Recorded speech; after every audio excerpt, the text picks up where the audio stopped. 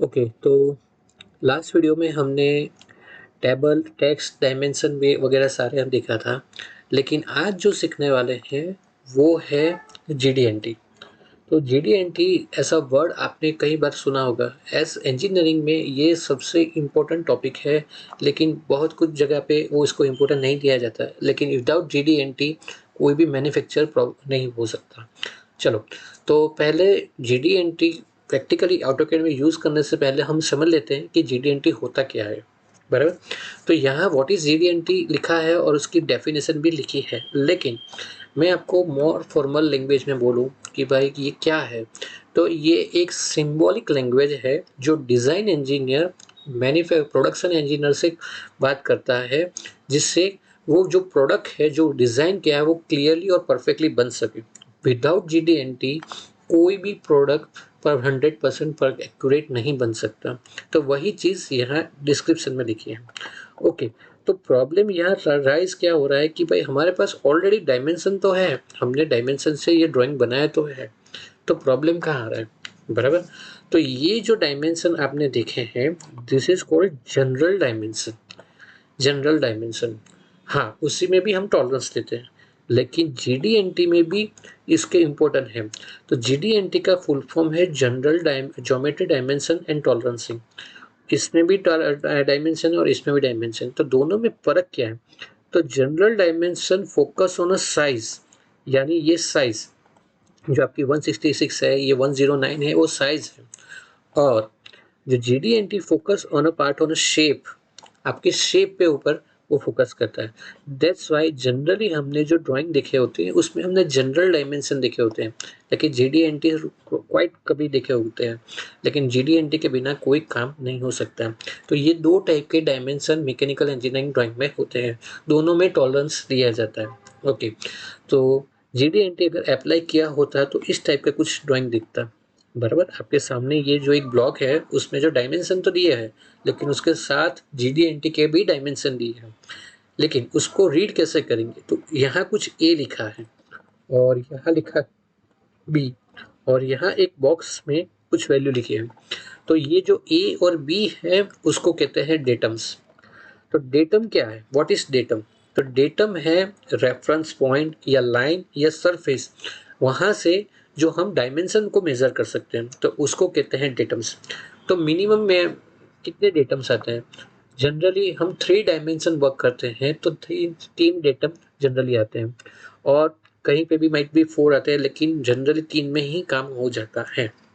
Okay, तो ए B और सी इसमें 2 ही है, लेकिन जनरली आता है सी। तो 3 डायमेंशन जो होते हैं डेटम होते हैं। और ये जो बॉक्स है उसको टेक्निकल वर्ड कहते हैं फीचर फ्रेम। तो फीचर फ्रेम को रीड कैसे करते हैं? तो ये जो एरो है उसको कहते हैं लीडिंग एरो।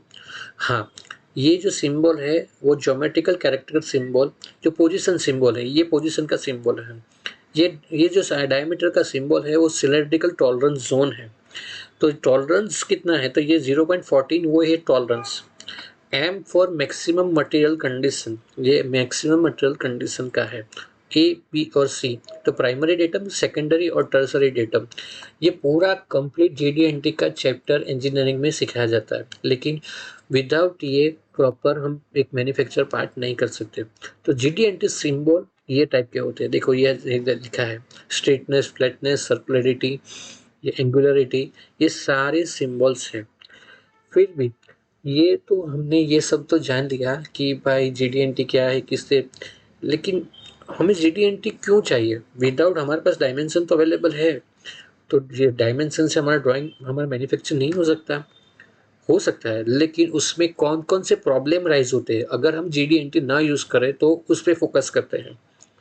फॉर एग्जाम्पल कि भाई कोई इंजीनियर्स ने एक शाफ्ट क्रिएट किया जो ये होल के लिए, बराबर, तो उसका डायमीटर भी 20 है, बराबर, होल का डायमीटर 20 है और इसका भी 20 ही है, तो वो इंसर्ट ही नहीं होगा, वो एग्जैक्ट इंसर्ट होगा ही नहीं, वो अंदर जाएगा नहीं इफ दोनों डायमेंशन एक्यूरेट होगी तो उसको सॉल्व करने के लिए हमने जनरल टॉलरेंस लिए। This is called general tolerance, कि +1 या -1 तो ये अंदर आ जाएगा। लेकिन तो उसी में भी एक प्रॉब्लम वो आएगा कि अगर मैं तो कुछ इंस्ट्रूमेंट का यूज़ करके मैं उसको ज़ूम करके देखूँ तो मुझे ये पता चला कि इसकी जो सरफेस है वो अनइवन है। तो उससे क्या हुआ कि ये जो शाफ्ट है वो 70% ही ये होल में अंदर गया, 100% होल में नहीं गया। क्यों? तो ये तो हमने सारे डायमेंशन तो दे दिए, ये सब कुछ तो है, लेकिन this is called general dimension. तो शेप को मेंटेन करने के लिए, ये जो शेप है जो अनइवन है, वो शेप को मेंटेन करने के लिए मुझे चाहिए GDNT, general dimension in tolerance, geometric dimension tolerance. तो यहाँ पे ये जीडीएनटी दिया है जिसमें क्लियरली इंडिकेट किया है कि सिलिंड्रिसिटी मुझे मेंटेन करनी है। ये सिलिंड्रिसिटी का सिंबल है, आप यहाँ से देख सकते हो, बराबर। तो यहाँ है, ओके। तो ये सिलिंडरसिटी में 0.2 का वेरिएशन अलाउड है तो ही वो अंदर जाएगा, विदाउट वो पॉसिबल नहीं है। दैट्स वाई मुझे ये जीडीएनटी चाहिए। ओके, चलो तो अभी दो क्वेश्चन पहले राइज हुए। हमने ये डेटम तो देख लिया कि ये डेटम है, लेकिन वो डेटम को प्रॉपरली प्लेस कहाँ करना है, कहाँ कर सकते हैं प्लेस, उसको कहाँ कर सकते हैं, डायरेक्ट रैंडम तो नहीं रखेंगे। तो डेटम प्लेस करना है तो उसके लिए हम रख सकते हैं कोई भी सरफेस के ऊपर। देखो यहाँ लिखा है, ये जो 3D क्यूब है उसके सरफेस के ऊपर या सिलेंडर के सरफेस के ऊपर, आइदर सेंटर प्लेन और सेंटर एक्सिस, और अगर डायमेंशन पे भी रख सकते हो, और या फीचर फ्रेम या जीडीएनटी के ऊपर भी हम रख सकते हैं डेटम को। सिमिलरली जीडीएनटी हम कहाँ रख सकते हैं, तो जीडीएनटी भी हम वहीं पे रख सकते हैं। ये देखो, ओके। चलो, तो ये सारे हमने जीडीएनटी ओवरव्यू हमने देख लिया। एक्चुअली जीडीएनटी बहुत बड़ा सब्जेक्ट है, लेकिन एटलीस्ट मुझे ये लेक्चर के लिए मैंने आपको क्विक ओवरव्यू दे दिया है कि जीडीएनटी किस तरह से काम करता है। तो उसी को हम ऑटोकैड में यूज़ करते हैं। तो मेरे पास एक अभी ड्राइंग है, यहाँ पे आई हैव दिस ड्राइंग, बराबर। तो उसमें मुझे यहाँ जीडीएनटी अप्लाई करनी है, बराबर। तो उससे पहले मैंने आपको आगे के लेक्चर में सिखाया है कि लेडर का हम यूज़ कर सकते हैं। तो मैं यहाँ दो लेडर स्टाइल सेट करने वाला हूँ, दो लेडर स्टाइल। तो पहली लेडर स्टाइल है ये न्यू कंटिन्यू। इसमें कुछ ज़्यादा मैं सेट नहीं करने वाला हूँ, इसमें मुझे यही चाहिए, बराबर। एरो की साइज़ मैं 1 रख देता हूँ, और कंटेंट में यहाँ मैं टेक्स्ट लिखूँगा, कंटेंट में मैं यहाँ से टेक्स्ट लिखूँगा, लेकिन फ्रेम टेक्स्ट, यहाँ मुझे फ्रेम चाहिए, बराबर। अगर चाहिए तो नहीं रखोगे तो भी चलेगा, लेकिन बेटर है कि फ्रेम रखो। ओके, चलो इसमें मैं कुछ चेंजेस ज़्यादा नहीं कर रहा हूँ। स्टैंडर्ड की जगह मैं टेक्सटाइल एक क्रिएट कर लेता हूँ, ओके। और उसकी हाइट में ले लेता हूँ 6 सेट करंट, यस, ओके। और वो भी यहाँ मुझे ले लेता हूँ स्टाइल 1 में। तो पहली मैंने एक स्टाइल तो क्रिएट कर ली, अब मैं दूसरी स्टाइल क्रिएट करने वाला हूँ, न्यू कंटिन्यू। तो ये स्टाइल है जीडीएनटी के लिए। तो यहाँ से मैं लेने वाला हूँ डेटम ट्रायंगुलर फिल। तो ये डेटम के लिए, जो डेटम का सिंबल है वो ट्रायंगल से इंडिकेट होता है, दैट्स वाई। ओके, तो बाकी मैं कुछ चेंजेस नहीं करने वाला हूँ, ओके कर रहा हूँ, सेट करंट और क्लोज। चलो, तो इतना तो मैंने दे दिया।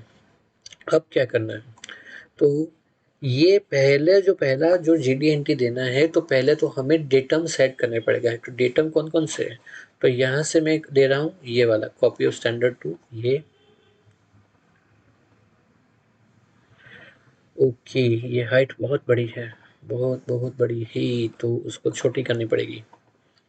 ओके, तो लैंडिंग फॉर्मेट में ये डेटम ट्रायंगल फिल, ओके, ये सब तो बराबर है। Style, okay, fine. तो उसको कर देता हूँ मैं 1, फाइन। चलो, लेट्स ट्राई। ओके, फिर भी ये बहुत बड़ी स्टाइल है तो उसको छोटा करना पड़ेगा। तो यहाँ से लैंडिंग डिस्टेंस कर देता हूँ 1, फाइन। इसको कर देता हूँ 0.5, ओके। Set current, close.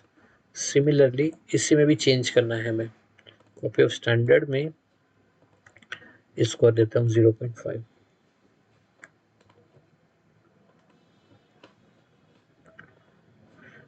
चलो, हो गया, चेंजेस हो गया। चलो, अब इसमें मैं यहाँ से ये ले रहा हूँ, ये है डेटम ए, ओके चलो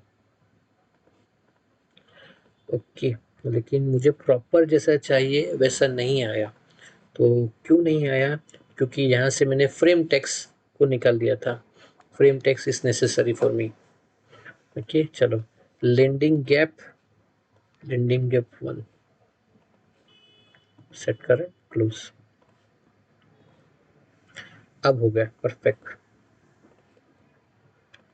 दिस इज कॉल्ड ए। आ गया ए। तो ये है बी और ये है लेटर सी। तो दिस इज 3 प्राइमरी सेकेंडरी और टर्सरी डेटम हमने अप्लाई कर दिए। चलो, तो अभी ये मुझे ऐसे इंडिकेट करना है जो मेरे ये प्रॉब्लम जो मैंने फेस किया था ये, तो ये तो सिलेंडर था, दैट्स वाई ये सिलेंड्रिसिटी है, लेकिन ये तो सरफेस है, नॉर्मल सरफेस है। तो नॉर्मल सरफेस के लिए मैं देने वाला हूँ फ्लैटनेस, बराबर। तो उसके लिए मैं यहाँ से एक तो मैंने ड्रॉ कर लिया ये, ओके। लेकिन मैं यहाँ कुछ लिखने वाला नहीं हूँ, क्यों? क्योंकि मुझे यहाँ वो साइन देनी है। तो वो साइन कहाँ से आएगी? वो फीचर फ्रेम कहाँ से बनाऊंगा मैं?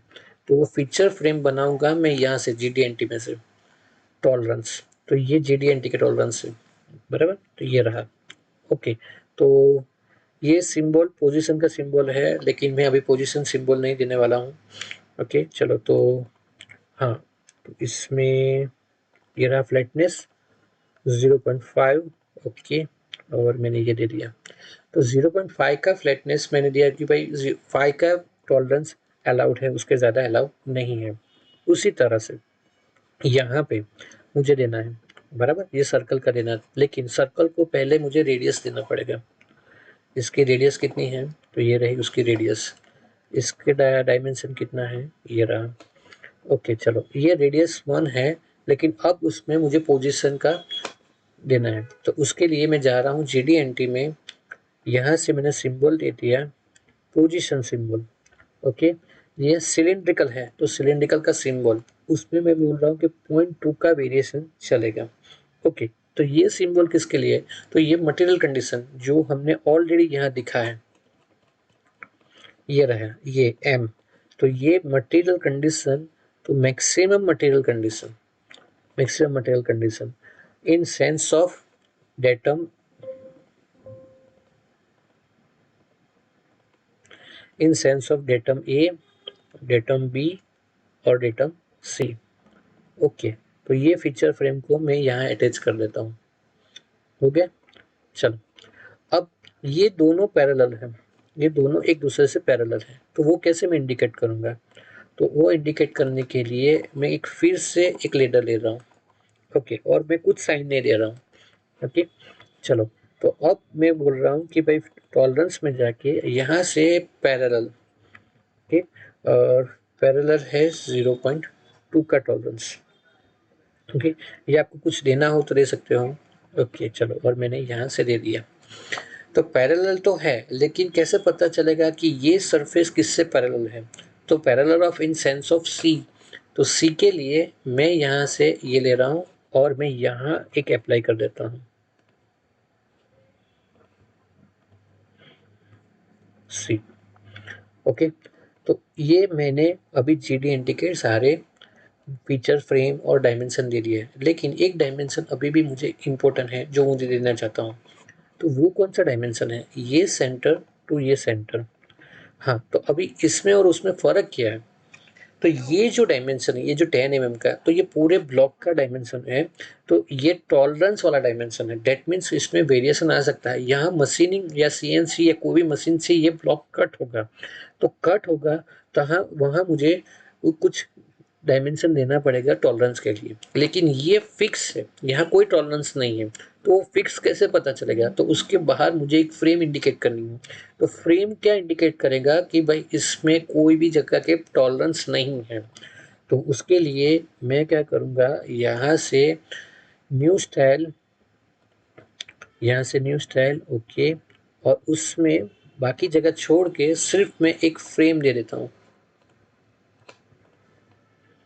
Okay, new style, okay fine, और ये रही। तो ये फ्रेम ये इंडिकेट करेगा कि भाई ये इसमें कोई भी टॉलरेंस नहीं है, बराबर। तो ये था GD&T।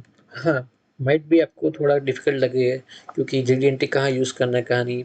ये जो डायमेंशन है this is called general dimension, जिससे आपका ड्राइंग होगा, लेकिन ये जो डायमेंशन है ये आपके शेप को कंट्रोल करेगा। This is very important. Without ये कोई आपको प्रिसीजन मेंटेन करने वाला प्रोडक्ट अगर बनाना है तो वो पॉसिबल नहीं है, बराबर।